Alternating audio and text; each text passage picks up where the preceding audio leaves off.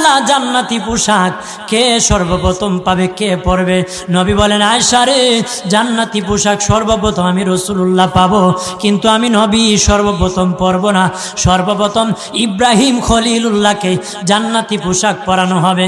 কেন জানুনি?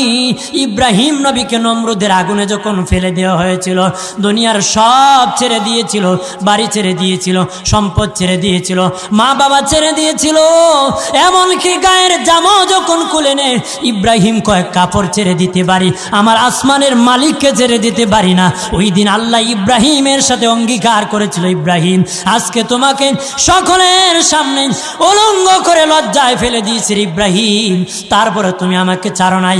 আমি কিয়ামতের দিন সকলের সামনে মুসলমান, বেঈমান, কাফের, নাস্তিক যারা তোমাকে উলঙ্গ করেছিল তাদের সামনে আমি আল্লাহ আনুষ্ঠানিকভাবে তোমাকে কাপড় পরায়া দিব।